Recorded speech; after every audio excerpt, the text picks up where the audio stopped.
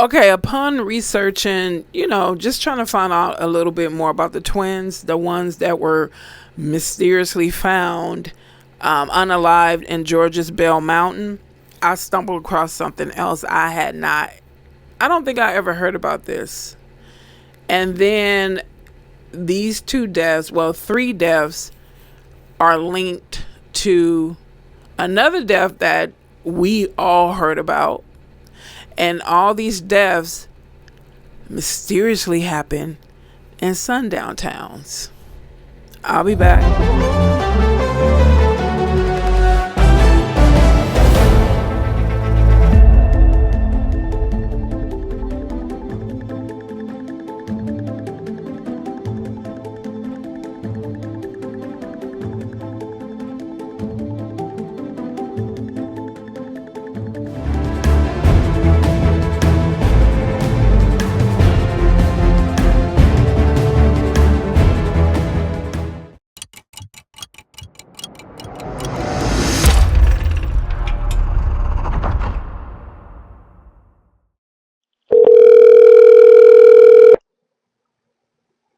Towns County 911.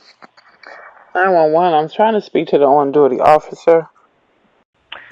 May I ask what this is in regards to? Yeah, my name is Miss Williams. I'm calling from the West Coast. I would like to speak to someone in regards to the twins, Qaadir and Naazir, that were found unalived in your area. Okay. I think you'll have to call the courthouse for that. The courthouse? Or the GBI, because that's who's taking care of it. The you said GBI? GBI or the courthouse. Oh, okay. GBI. So what's the number? Just look it up for what GBI and how. Hiawassee. Yeah. Okay. So do you have a number for them? I've got the number right here. What is it? You ready? Yes. 706. 348. 4866. Okay. Thank you. Yeah, folks, call that number and press this case and demand that they give us more information than what they're allowing to come out. Because it's like, y'all gonna stop picking and choosing what you gonna let come out about cases similar to this. Okay, let's continue. And then I called again about a couple of hours ago. GBI speaking. Yes. My name is Ms. Williams, and I called earlier this morning to speak to someone in regards to the twins being found unalive at in Bell Mountain. Yes, ma'am. And no one's been in the office all day. Oh, okay. They've been working on cases out in the field. Okay. So are they good at returning phone calls? They try to be, yes, ma'am. All right. Okay. All right. Well, thank you. Bye. Thank you for calling. Bye-bye. Okay, bye-bye. So, yes, I did leave my name and phone number when I called earlier this morning. I called at 5-something this morning, Pacific Standard Time. So, yeah, I just wanted to see if I can get more information than what is available online. It's very scarce. And I spent hours looking for something else, The woman that I spoke to earlier said that it was it's seeing that it's an ongoing case. There's not much that's going to be, well, you know what? Let me play that call as well. So hold on. This is very,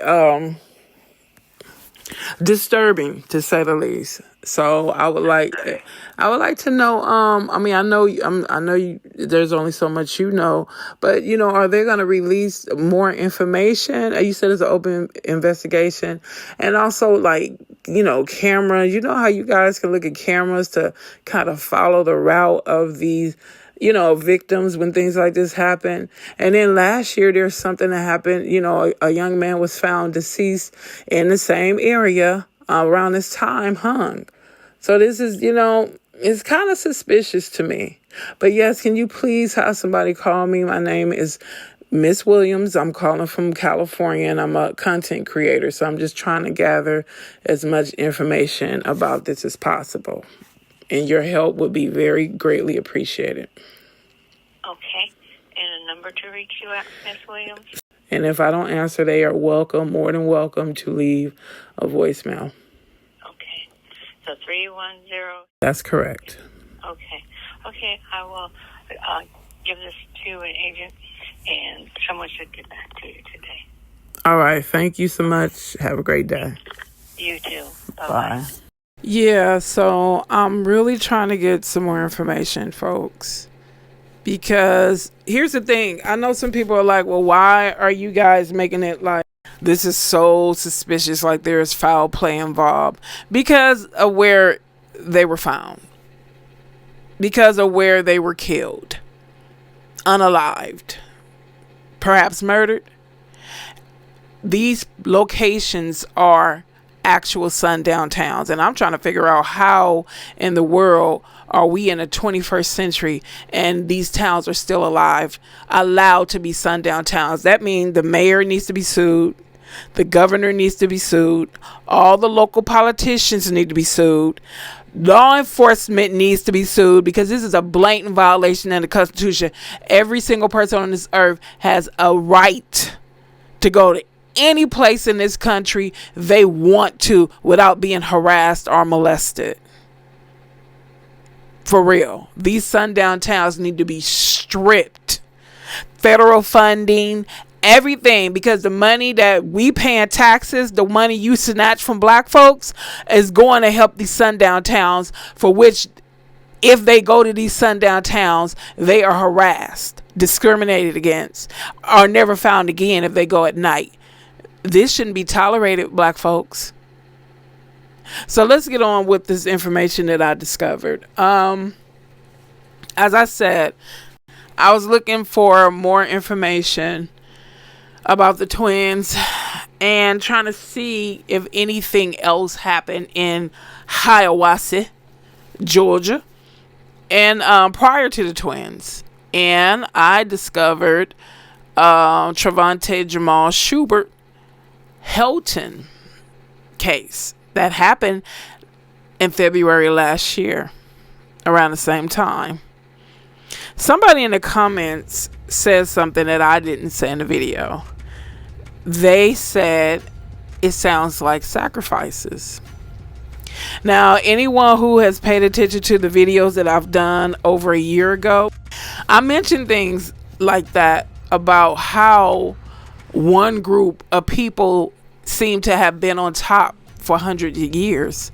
And I said it wasn't by their own strength, that they have used supernatural powers and abilities to keep a whole group of people oppressed for so long. That powerful to keep a whole group of people oppressed for so long. And you guys can deny it if you want to.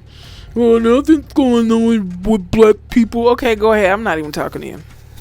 Yeah, it's supernatural. It's spiritual. It's dark magic at play. And it's the spirit of Pharaoh. The same way the Israelites were treated in the biblical days is the same way America treats those called black Americans. So, let's talk about Trevonte Jamal Shubert-Helton. The title is The Death of Hilton. Was he actually lynched? And as I said, this happened February the 22nd of last year. I think he was discovered on the 21st. No, I don't think. He was discovered on the 21st last year. Check this out. Shortly after news outlets reported that a black man had been found hanging from a tree at the Shallow Creek Wildlife Management Area in Georgia. That's Hiawassee. A hiker found the body of 29-year-old Travante on a trail not far from High Shoal Falls, and that is in Hiwassee, Georgia, on February 21st.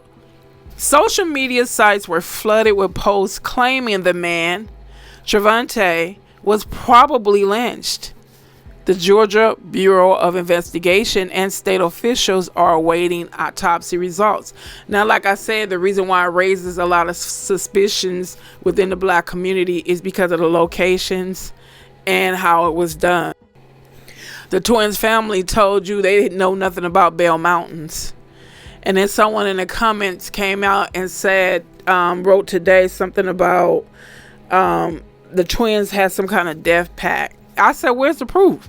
Do you know them personally? I mean, how do you know they had a death pact? And then why spend it? Okay, so they came up with this whole farce about spending time with friends in Boston and then buying airport ticket, airplane tickets, and then driving 90 miles to mountains or a mountain and unalive themselves. Okay. Well, we're going to have to see the smoking gun. We're going to have to see you're going to have to give us their cell phone, dump their cell phone, get the GPS location, whatever information you guys can get from the cell phone, hit them cell phone towers. You know how you guys would do if this involves some, let's be honest, some white folks. You would have the social media and mainstream media flooded with information. By this time, a whole documentary would have been composed if it are produced and published, if it were white twins. Let's be real with it. Everybody would be so fascinated. What? Jessica and Emily? Jordan and Drew? What?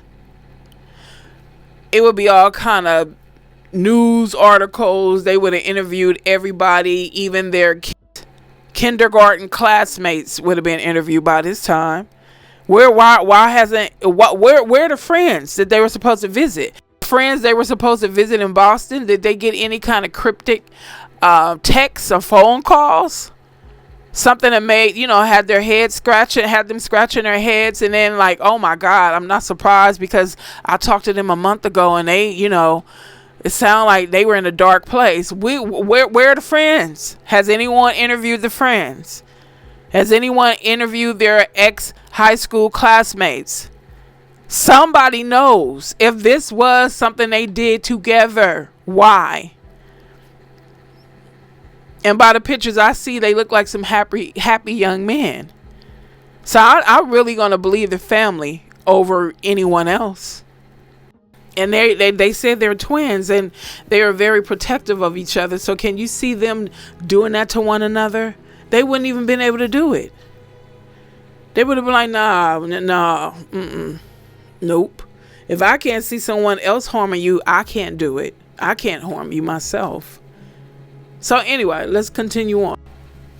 On February 22nd, the GBI released the following statement.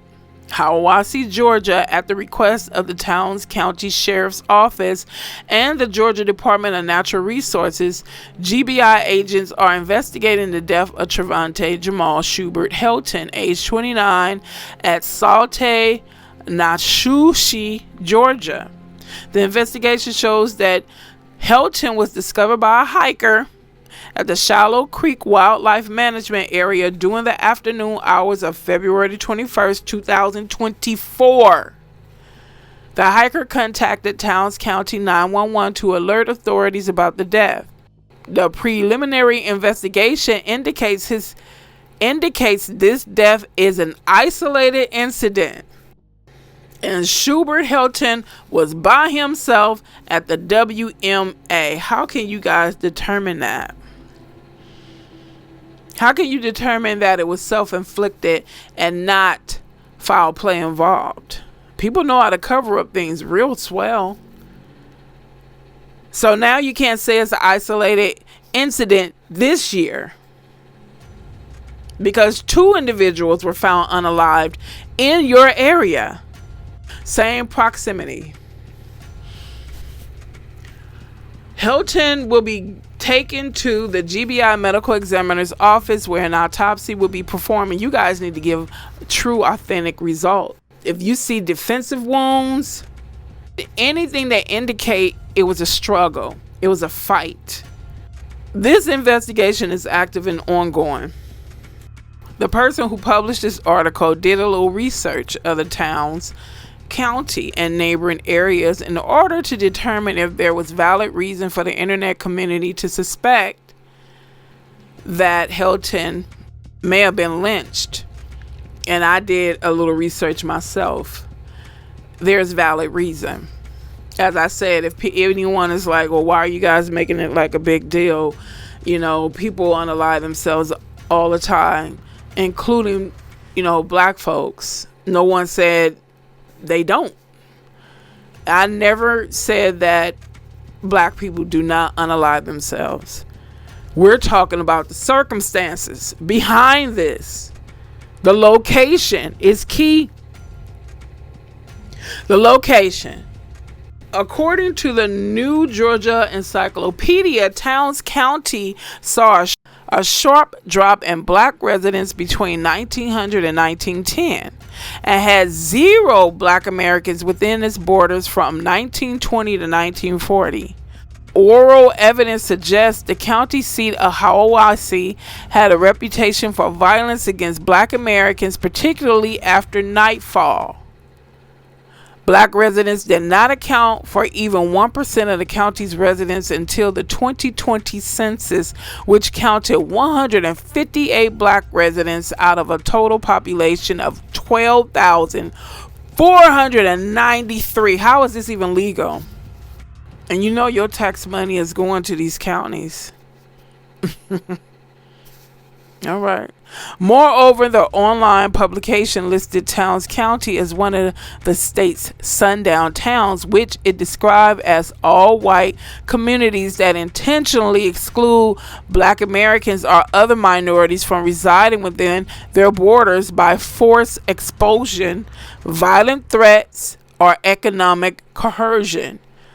Multiple sundown towns and counties appeared in Georgia during the late 19th and early 20th century. You can read more, and it was telling you where you can go read more about it. The creation of sundown towns. Most sundown towns emerged between 1880s and 1960s. They were common in the communities of the Northeast, Midwest, West, and parts of the South that had few black Americans and other minority residents prior to 1880s. And southern counties dominated by plantation agricultural, white residents focused on subjugating black workers rather than expelling them. As a result, Georgia's sundown towns usually appeared in regions outside the Black Belt, such as the Appalachian Mountains or the suburbs of rapidly growing cities. I told you black folks and mountains don't go hand to hand. Let's go. Most sundown towns were the product of violence. Now, I'm not going to say I never went hiking. I do. I go hiking right at this 300 acreage park up here where I live. Yep.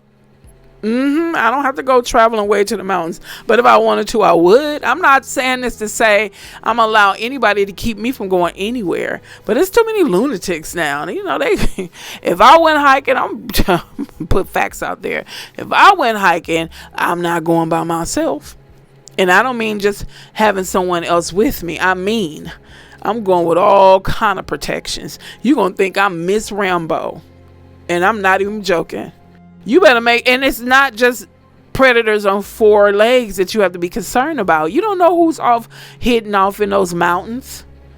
Did some things 20 years ago and they didn't went underground in the mountains and don't want to be seen. Mountains and woods. Be realistic. Let's go. Most sundown towns were the product of violence. In some instances, white mobs perpetuated racial cleansings that expelled entire black communities in a single day. In other cases, white gangs utilized systemic threats of violence, punctuated by lynchings or public acts of racial terror. In many cases, whites resorted to white capping or night riding, acts of organized extra-legal violence executed under the cover of night that sought to terrorize black families and communities. Public lynchings and night riding drove black residents from Forsyth and Dawson counties in 1912. Whites also used legal means to displace black residents.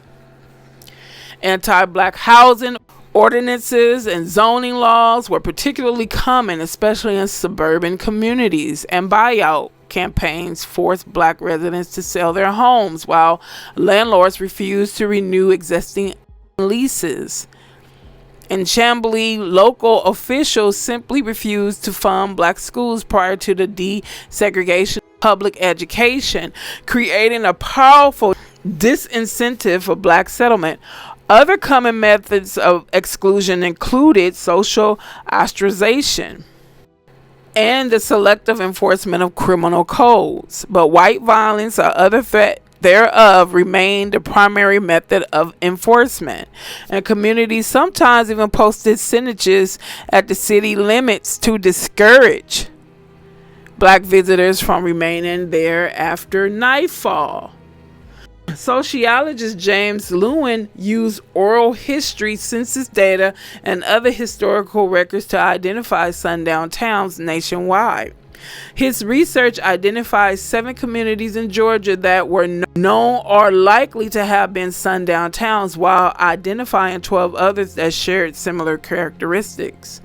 Blue Ridge had virtually no black residents for decades, and oral evidence suggests that black Americans may not have been allowed in the city limits after dark. As of the 2020 census, the community had fewer than 20 black residents. Chamblee had only 2 black residents in 1960 and 1 in 1970. Today, it is a racially diverse suburb.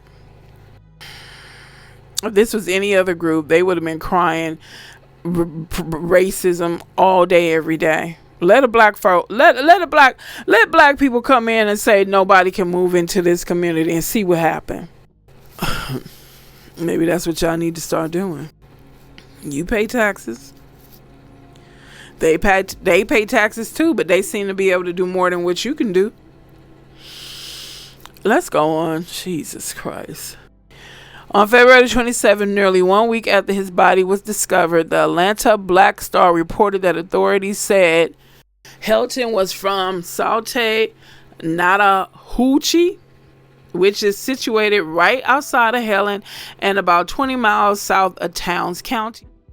In the 1990s, the quaint Bavarian tourist town of Hilton, Georgia, gained notoriety as a gathering place for white supremacist groups like the KKK.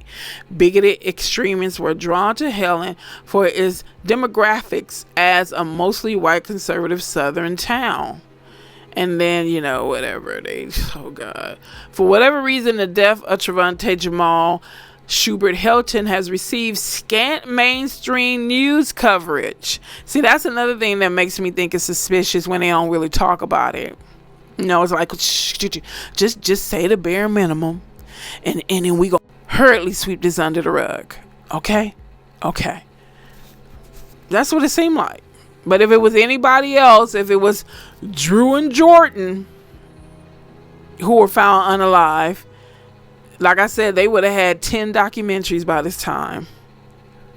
If it was Jessica and Emily, they would have had 20 documentaries about their lives by this time. Let's go on. However, it's been covered by Black News.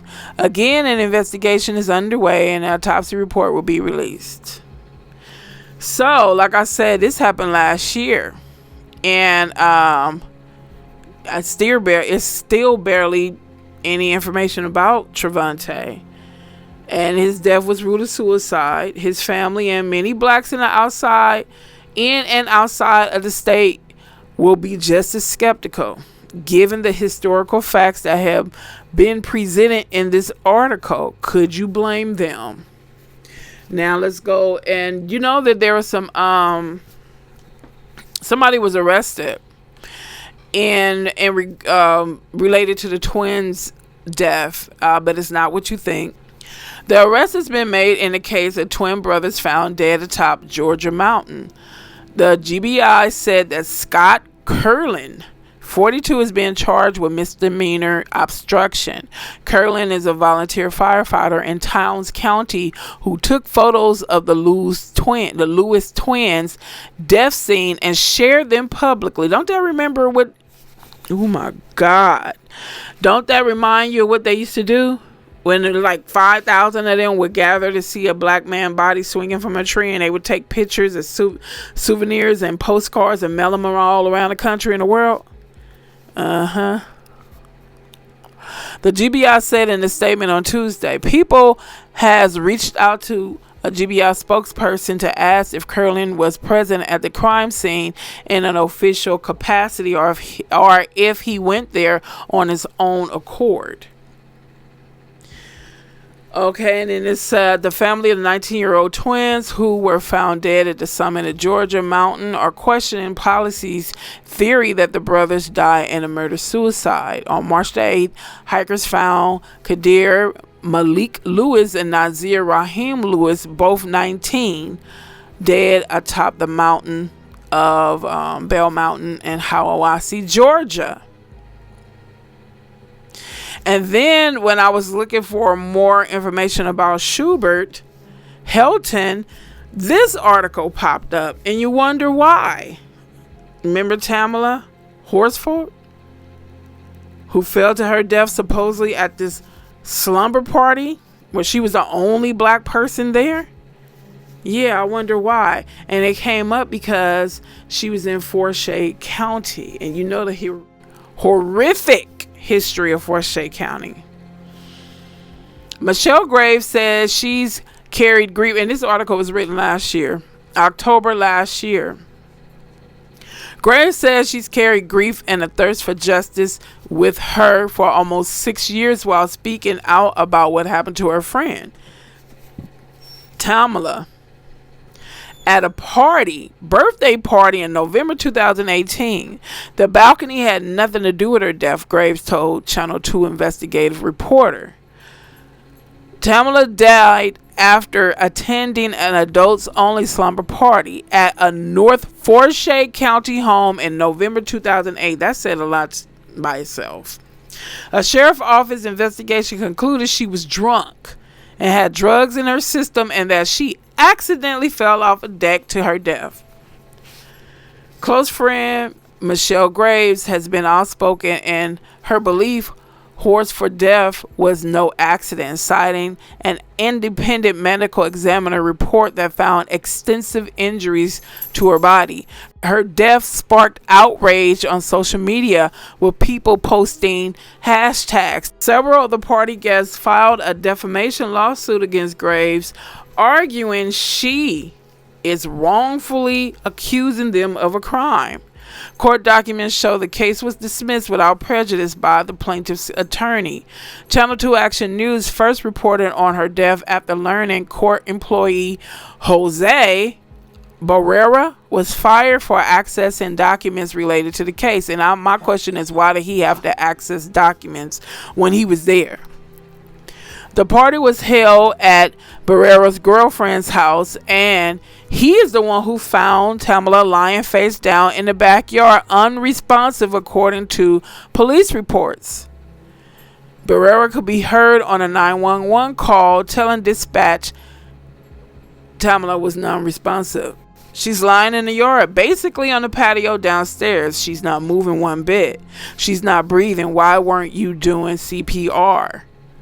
And I think he works with the 911. He has some involvement in law enforcement. I'm noticing a small cut on her right wrist. She's not breathing whatsoever. I don't know if this cut was self-inflicted. That sounds like a script. The coroner's death certificate listed Tamla's death as an accident. The report said that the fall from a deck caused multiple blunt force injuries and acute ethanol intoxication was a contributing factor. If anything, that would have slowed it down, because alcohol well, it depends on the injury. Okay. But Graves says she believes something else happened to her best friend, and the family hired another medical examiner who found extensive injuries all over her body. I don't believe that's the only thing that happened. My belief 100% based on the injuries is that she was badly beaten and left out there for dead. Graves said. Forsyth County Sheriff Ron Freeman asked the GBI to reopen the case amid mounting pressure from the family and others who don't believe what investigators concluded. The toxicology report revealed that Tamla's blood alcohol content was 0.238, nearly 3 times the legal driving limit, and Xanax was found in her system. I remember they were saying, I saw some video someone did, and they were saying that it was a young lady at the party that was distributing party favorites, aka pills.